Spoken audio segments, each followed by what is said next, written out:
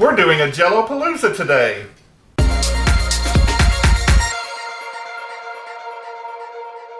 Welcome to Help at Home, your resource for great recipes and easy learning. I'm Jim Hightower. And I'm Jackson Craig. Get ready for the Jell-o-palooza. Jell-o has fallen from its lofty perch. In the early 1920s and 30s, it really was the dessert of choice. It was quick and easy to make, and it still is, but it's been relegated to little bitty boring cups, and so we're going to spruce it up today. We're doing Jell-o molds. So I have my nephew here, Jackson Craig, and we're going to show you that anybody young or old can easily make Jell-o, and it doesn't have to just be something in a flat container or a little cup. So here's some Jell-o molds. You can also make it in a bundt pan or a mini bundt pan, and the thing you have to do is you have to figure out how much liquid it holds. So you take your measuring cup full of water, fill it up, and you find out how much. These molds take 3 cups apiece. This medium-sized bundt pan takes 6. Yes. We're not using the big ones because there's not as much choice of flavor. In the bowl, we have 1 package of watermelon, and Jackson's going to pour in the second package. You'll need 2 cups of boiling water.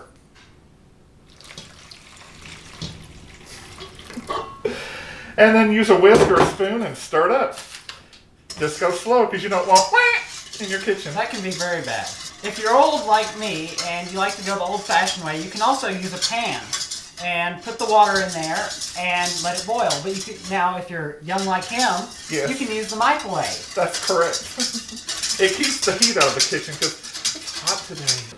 For each individual box of Jell-o, you'll need to add half a cup of cold water instead of 1 cup because you want to make the Jell-o firmer so that when it falls out of the mold, you don't. For 2 boxes of Jell-o, you'll need 1 cup of cold water and stir it in after you have dissolved the other Jell-o in the boiling water. What could be easier? Stirring. So you stir in the cold water just for a second, and then you stop. To make your Jell-o come out, you need about a tablespoon of cooking oil. Just a tad. Whoa, Nelly! Feel like Julia and Jock cooking at home. Take a handy paper towel. After you put your oil in, you just wipe it around real good with your paper towel, and then you're ready to pour. Our measurements worked. It held 3 cups, and that's what we've got. Once you've poured this in, it's time for the Jell-o to chill.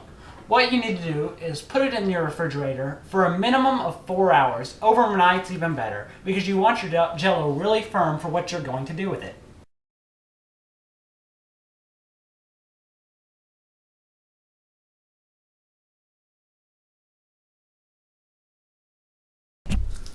Now this pan will be for our biggest container, 6 cups. We have our 4 cups of very hot water. And now we're going to pour the Jell-o into it. My assistant, Uncle Jim here. And this one's watermelon.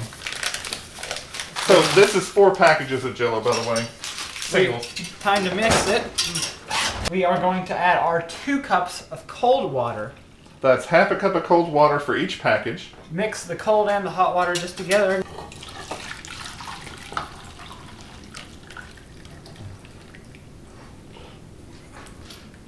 Perfect. Boom. And again, you don't have to fill it all the way up to the top. You can leave yourself a little bit of insurance, and it just goes into the refrigerator for 4 hours at the minimum, but overnight if you want to get dicey. And we'll unmold later. Alright, now that it's been 4 hours and your Jell-o is chilled, it's time to undo your mold. First, you need to fill up a bowl bigger than your Jell-o mold bowl and fill it with warm water. So get the Jell-o loose enough to be able to unmold it on your plate. But you don't want it to be hot, because if it's hot, it'll melt and then it'll be running over your plate and yada yada yada. And here's the deal, depending on how hot your water is or how cool it is, it can take anywhere from 5 to 15 seconds or more. But I wouldn't hold it in there over about 10 seconds at start.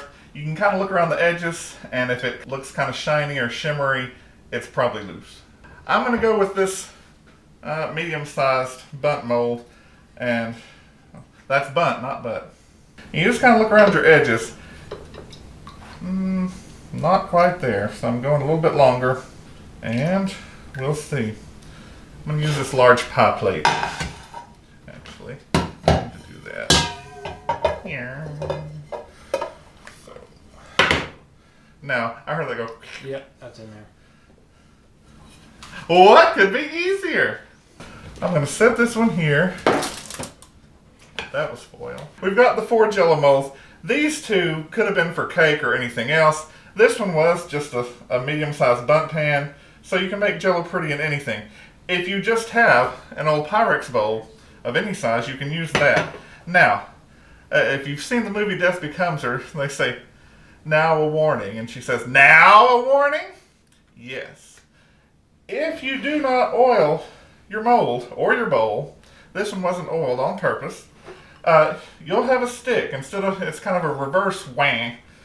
And so it came out, but not quite as perfect as you might like it to be. These molds are kind of like a lady's outfit. They're kind of basic, and they like to accessorize, and so you can too. If you put this on a flat platter, you could surround it with fruit. You could fill it with whipped cream, whatever you want to do, however you want to do it. Here's some bonus footage just for you, back from the old homestead kitchen. You can turn any bowl or mold into a multicolored Jell-O mold just by following the same rules.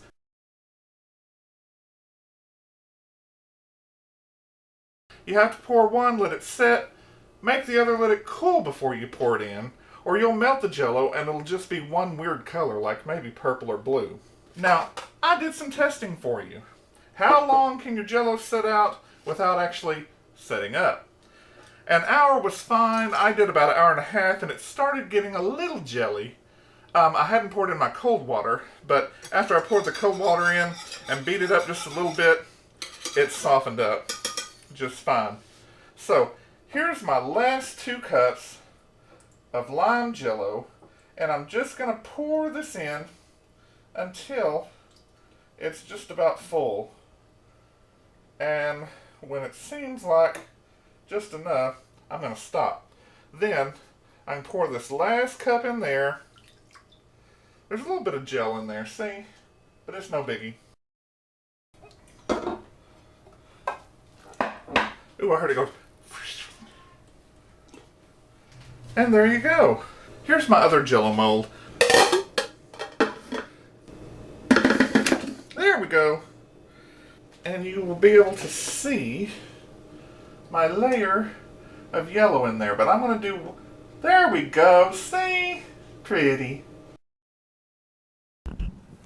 If you want to make this eye-catching beauty of cherries suspended in the middle of a Jell-O mold, all you have to do is figure out how much liquid you need for your mold, pour half that Jell-O in, let it set for at least an hour in the refrigerator, and then take it out, and if it's firm enough to hold up the fruit, you just put the fruit in the middle, and then carefully pour your second half of Jell-O on top. Make sure it's absolutely cool, at least room temperature, and you're good to go. Let it go sit for at least 4 hours in the fridge.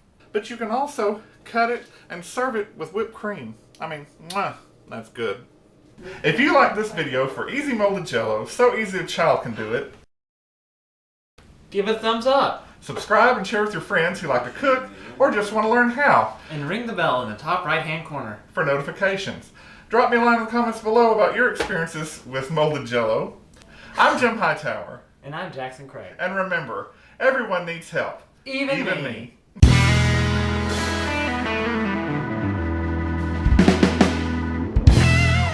You're through! Okay. Cut. Who wants Jell-O? I don't know. Oh, me.